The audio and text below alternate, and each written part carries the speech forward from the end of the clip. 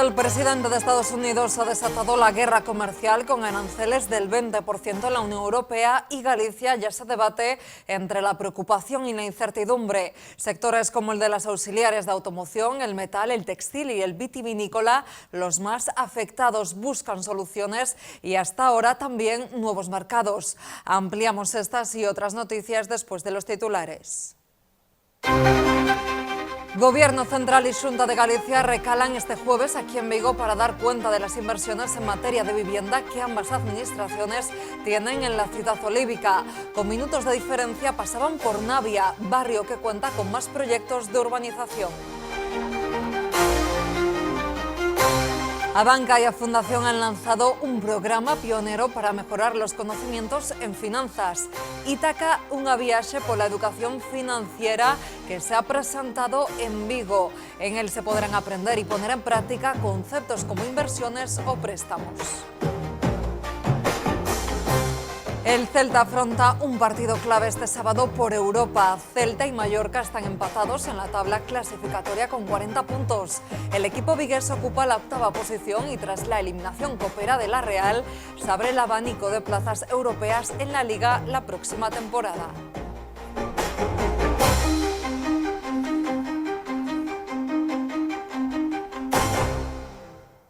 Preocupación en la patronal del sector del metal gallego ante los nuevos aranceles que impone la administración de Trump y también ante la posible respuesta de la Unión Europea que podría agravar más incluso esta guerra arancelaria. El gravamen universal del 10% que entra en vigor este sábado y también los recíprocos con un 20% para la Unión Europea suponen la tasa arancelaria más alta del último siglo. No obstante, aseguran tener esperanzas de que triunfe el diálogo entre la Unión Europea y los Estados Unidos. El sector metal gallego tendrá que intensificar las relaciones con otros mercados ya conocidos e incluso abrir nuevos mercados. Creemos que a recomendación que debemos enviar dende a SIME tanto para as nosas empresas industriais e tecnolóxicas como para a propia comunidade autónoma e para o propio país e a Unión Europea é intensificar esas labores comerciais, vendo outras opcións e, obviamente, encomendarnos a ese diálogo e a esa esperanza. Nos creemos que o impacto nos próximos meses para Galicia, para o sector metal galego, pode ser relativamente alto, pero tamén, como digo, confiamos nese diálogo e xa nos estamos poñendo hoxe en día mans á obra para intentar paliar ese impacto ca apertura de novos mercados. Los nuevos aranceles afectan a sectores importantes aquí como el textil o el vitivinícola que da el primer paso.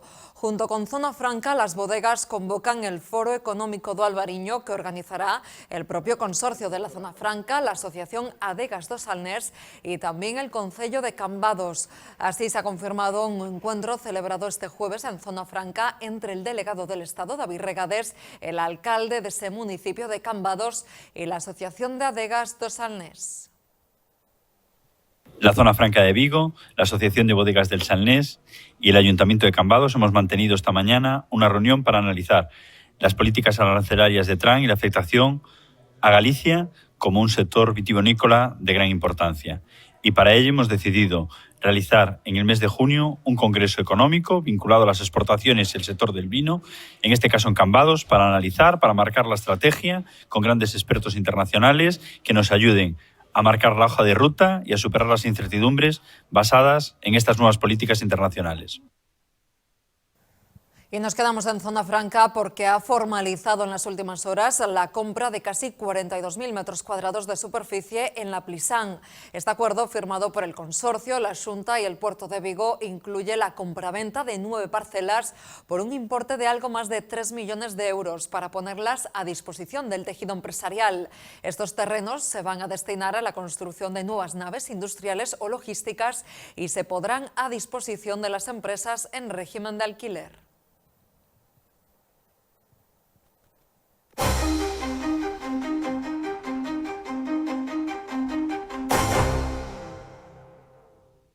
Xunta y Concello, en plena disputa por las inversiones en la ciudad, han elegido el mismo punto de Navia para convocar a los medios de comunicación y hablar de inversiones en vivienda. El alcalde acudía acompañado del delegado del Gobierno aquí en Galicia para hablar de los fondos europeos con los que se construye la vivienda allí. En la rotonda entre Pedra Seixa y La Mela, donde la Xunta construye la ampliación de Navia, se han citado el alcalde y el delegado del Gobierno para señalar que esa obra se hace con fondos europeos que llegan a la Xunta a través del Estado. Deixar un dato encima da mesa. 2 de cada 3 euros que se están invertindo en Galicia, na Xunta de Galicia, son postos polo Goberno do Estado. Por lo tanto, con eses cartos van a construir neste barrio en concreto 200 viviendas de promoción pública e no caso de Vigo falamos entre construcción e rehabilitación máis de 1.200 viviendas. El alcalde junto al delegado lamentaba que la Xunta nunca mencione que inversiones llegan del Gobierno central y que pese a ello hablen de colaboración institucional. Esa lealtad institucional de los que tienden la mano y ocultan la piedra. Claro, es que tender la mano una y tener la piedra en el bolsillo, pues oye, no sé yo si es el sistema. Tienen que decir quién aporta los recursos. Porque esto viene de los fondos Next Generation EU. Y los fondos Next Generation vienen al Gobierno de España. Y el Gobierno de España desde ahí los distribuye. Y los distribuye en parte muy importante para Vigo. Destacaba también Caballero que Vigo ha obtenido además 6.400.000 euros del Gobierno de España para la rehabilitación de viviendas en 12 barrios. Así, el delegado aseguraba que el Estado está trabajando en la rehabilitación o construcción de 1.200 viviendas en la ciudad. Al tiempo, dejaba una petición a la Conselleira de Vivienda. É preciso que aquelas cidades en donde existan precios elevados de alugueres que se poñen en marcha, é dicir, a declaración de zonas tensionadas. Creo que é un instrumento que está acreditando e está avalando a súa utilidade, está baixando precios onde se está poñendo en marcha. O caso de Cataluña eu creo que é un caso, é dicir, un exemplo claro a seguir e, polo tanto, eu creo que teñen que ter a altura de miras e a responsabilidade suficiente para afrontar esta emerxencia habitacional que estamos sufrindo. Destacaba también Pedro Blanco que con la entrada en vigor este mismo jueves de la modificación de la Ley de Propiedad Horizontal, los vecinos tendrán la última palabra en cuanto a vivienda turística. Y minutos después, y en ese mismo escenario de Navia, la consellera de Vivienda defendía la inversión de la Xunta de Galicia en esta materia en vivienda. En una intervención conjunta con el consejero de Cultura, María Martínez Allegue, la consellera de Vivienda, acudía a la misma rotonda que visitaba el alcalde minutos antes para hablar del proyecto de vivienda compartida que se prevé en Navia. Una intervención en la que respondía el regidor y daba 3 cifras: lo invertido, lo comprometido y lo que llega de Europa. Deses 132,5 millóns de euros, 15 millóns de euros son de fondos europeos, fondos MRR, non fondos do Goberno do Estado, fondos europeos que se asignan ás comunidades autónomas. En ese sentido, a nosa comunidade autónoma é unha comunidade cumplidora, pois foinos transferido 1 millón de euros adicional como consecuencia do grado de execución que ten Galicia en detrimento ou deses cartos que non foron quen de executar outras comunidades autónomas. O 100% dos fondos MRR asignados á construción de vivenda de promoción pública, a Xunta de Galicia os ten executados. Eses 15 millóns de euros non alcanzan o 12% desos 132 millóns de euros que levamos polo de agora. Respondía también al delegado del Gobierno sobre la declaración de zonas tensionadas. No creen que sea la solución, pero si las ciudades lo piden, las valorará. O intervencionismo no mercado de alugueiro ten os efectos contrarios aos desexados e para unha mostra é Cataluña, onde disminuíse máis dun 15% as vivendas que se puxeron en régimen de alugueiro. Repito, aqueles concellos que soliciten a declaración de zona tensionada, a Xunta de Galicia, a Consellería de Vivenda, o Instituto Galego de Vivenda solo tramitará a declaración ou non declaración de zona tensionada en función de se cumplimentan os parámetros establecidos nesa lei estatal da que non estamos de acordo. Además, destacaba Allegue los avances en los nuevos ámbitos del ofimático y Ramón Nieto. Esta mesma mañán aperturábase o sobre C desa adxudicación dese proxecto de interese autonómico para o ámbito do ofimático, para empezarse a traballar nese proxecto de interese autonómico que permita desenvolver solo para a construción desas 2.300 vivendas no ámbito do ofimático. Mañán mesmo tamén sae a licitación ese outro proxecto de interese autonómico do ámbito de Ramón Nieto, Cantabria, consensuado co Concello para desenvolver dende a Xunta de Galicia e con orzamento Xunta de Galicia ese ámbito urbanizable, urbanizalo para permitir a construción de máis de 1.300 vivendas protegidas. Todo ello en el contexto de la presentación in situ de ese proyecto que había avanzado ya el presidente de la Xunta este lunes lunes tras el Consello, con esas 80 viviendas compartidas para menores de 36 años. El alcalde de Vigo sigue insistiendo en que la Xunta de Galicia paraliza proyectos aquí en la ciudad y que los que no paraliza, denuncia, tienen que pagarlos la ciudad. Vamos a pagar todo desde Vigo. En la ETEA pagamos el aparcamiento, que es lo caro. En el IFEBI pagamos el nuevo pabellón, 17 millones de euros, siendo competencia de la Xunta de Galicia. Y anteayer inauguramos un paseo que había pagado el Gobierno de España. A eso se refiere. A que todo lo está parando la Xunta y lo que hay que pagar lo paga Vigo. Bueno, pues vayamos a más cuestiones, porque en este momento la Xunta nos tiene parado el apuntalamiento del Paseo de Alfonso, que necesita de permiso de la Xunta, nos lo tiene parado. En este momento la Xunta nos tiene parada la accesibilidad peatonal en la avenida Cesario Vázquez. El Partido Popular ha pedido al Concello que deje de dinamitar los posibles entendimientos entre Xunta y Ayuntamiento después de la mano tendida que ofreció Alfonso Rueda y rechazó el regidor vigués. Además, insisten en que la necesidad de que haya entendimiento entre las administraciones y exigen lealtad institucional a la hora de mencionar la procedencia de los fondos de las inversiones. Hay que dejar a un lado la confrontación y dar paso al consenso. Instamos al Concello a reunirse con todas las administraciones, a hablar, a tender la mano y avanzar con las inversiones previstas para Vigo. Y ya que el señor Caballero está exigiendo estos días lealtad institucional a la hora de mencionar la procedencia de los fondos de las inversiones en la ciudad, aprovecho para pedirle que sea consecuente y deje de obviar las aportaciones de la Diputación Provincial en Vigo. Aportaciones que está omitiendo continuamente cada vez que habla de una inversión. La obra de la grada de gol continúa a buen ritmo y esta semana arrancará la demolición interior de la escalera de caracol que comunica Río y Gol, unas obras que permitirán tener 3 gradas preparadas para el Mundial. Por cierto que según el diario AS, FIFA podría cambiar las sedes de Madrid y de Málaga por Vigo y también por la de Valencia. El alcalde sigue reclamando que Louzán hable y que dé explicaciones de por qué dejó fuera Vigo del Mundial y por qué mintió. Toda España cree que fue Louzán el que dijo que Vigo no podía ser sede del Mundial. Y sigue sin hablar. Y cada vez que habla, miente. Primero, en términos de financiación. Yo dije en la gran reunión que se hizo en Vigo que el ayuntamiento tenía recursos para hacer toda la reforma si no había ayuda de otras administraciones. Y segundo, el tamaño que presentamos con un proyecto básico. No fue decir vamos a hacer, no. Le entregamos a la Federación el proyecto básico de la reforma de la grada de tribuna para tener 43.500 asientos netos disponibles para el Mundial. De nuevo, Louzán mintiendo en contra de Vigo.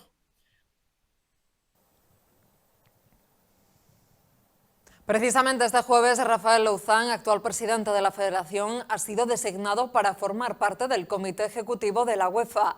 De este modo, el fútbol español recupera un puesto en el órgano de decisión del ente rector del fútbol continental, después de no haber tenido representación desde que Luis Rubiales tuviese que dejar su sitio y el de vicepresidente tras su inhabilitación a raíz de su beso a Jenny Hermoso tras la final del Mundial Femenino de 2023. Y este jueves la Sala de lo Penal número 2 de Vigo ha acogido el juicio contra una mujer acusada de un delito de amenazas y otro de tenencia ilícita de armas que supuestamente amenazó con una pistola a un conocido.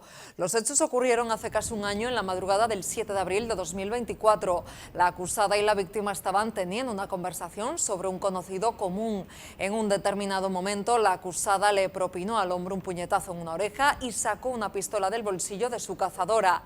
Le colocó el cañón del arma en la sien y luego en el cuello y finalmente realizó un disparo al suelo. La pistola era de su propiedad, pero no tenía licencia ni de armas, ni permiso, ni documentación. La Fiscalía le pide 4 años de prisión.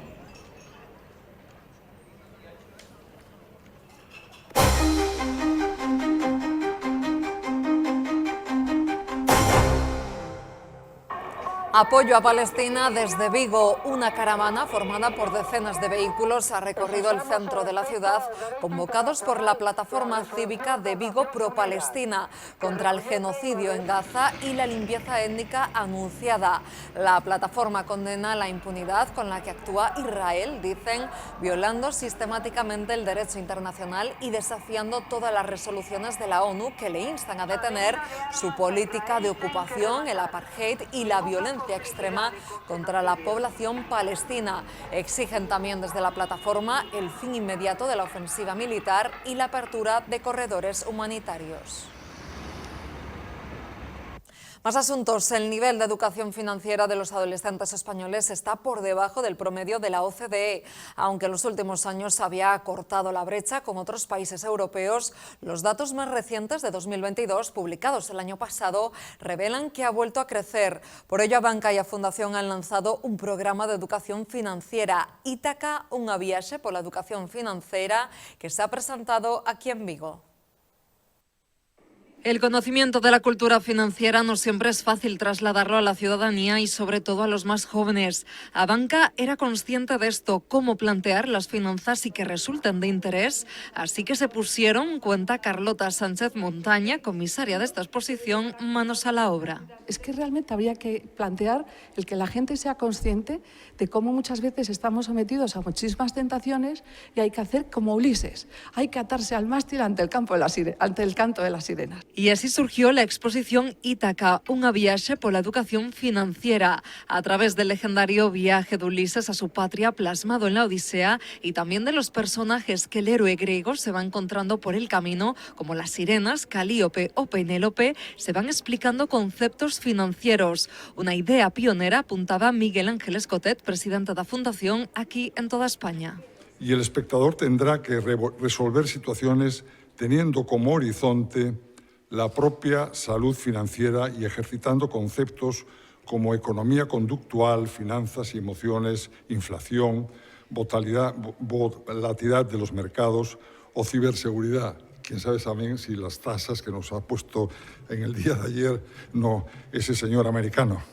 A través de 7 módulos completamente interactivos vamos conociendo diferentes conceptos mientras nos ponemos a prueba. Cuánto debemos invertir en un fondo de inversión, cómo calcular la rentabilidad o cómo elegir un tipo de préstamo. Una experiencia en la que las personas puedan llevarse emociones, conocimientos, comportamientos diferentes respecto a lo que acaba de decir Miguel Ángel, a la actitud que van a tener hacia el dinero y cómo eso puede influir en su salud financiera. Ese es el objetivo real. Una exposición dedicada a los estudiantes, pero también al público en general, que ya se puede visitar desde este 3 de abril hasta el próximo 30 de junio en la sala de exposición de la Fundación. La obra del artista madrileño Alfonso Galván recala en Vigo, una exposición que se puede visitar desde este viernes en el Museo Marco. Alfonso Galván es un artista singular, lleva décadas alejado de las modas, de la vida cultural. Está cómodo en su taller al que a pesar de sus 80 años acude cada día. Su obra, también singular, a menudo relegada en los estudios sobre la pintura española de su generación, merece, dice Miguel Fernández Cid, director del Marco, una revisión en profundidad. Era muy bonito cuando estábamos montando la exposición que de vez en cuando él se retiraba. Y, claro, yo lo quería volver a traer para ver si le parecía bien este cuadro al lado de este otro, y lo veía que estaba mirando con atención los cuadros, con excesiva atención y a una distancia más muy corta. Y le decía, ¿pero qué haces? Me decía, estoy viendo cómo pintaba yo hace 50 años. Es decir, estoy viendo cómo vuelvo a ver ahora cuadros que resolví pues eso, hace 5 décadas, hace 3 décadas, y que no había visto bueno, pues desde entonces. Por ello, el Marco ha querido analizar con esta muestra su trayectoria personal a través de un conjunto de obras en las que se encuentran las más icónicas de su producción. Lo que sí hemos querido es plantear, nada más entrar, el primer paño que hay en la primera pared, que hay en la pared frontal, la imagen con la que te recibe la exposición, seleccionamos 3 cuadros. Y da la casualidad que cuando él me preguntó que por qué los habíamos seleccionado, yo pues fui muy sincero y le dije, hombre, porque son una imagen muy, muy tuya. Yo los veo como casi autorretratos. Desde luego, el del gorila es un autorretrato. Y me dijo, no solo el gorila, sino los otros dos también son autorretratos. Por motivos personales, el artista no ha podido acudir a la inauguración de esta muestra. En su nombre, su hija María contaba cómo Galván le describía el proceso de montaje de esta exposición. Es que es pintura como con mayúsculas, ¿no? Pintura de verdad, o sea, parece que está hecha para estar en un museo. Y justo él me decía que una de las primeras entrevistas que le hicieron, que le hizo una crítica de arte, esta mujer le preguntaba que por qué pintaba así en gran formato, ¿no? Y él le contestó que es que cuando pintaba se imaginaba que sus cuadros iban a estar colgados en un museo. Y hasta el próximo 7 de septiembre colgarán en las paredes de la planta primera del marco. Pueden empaparse de la obra de Alfonso Galván desde este viernes, cuando se abra oficialmente la muestra al público.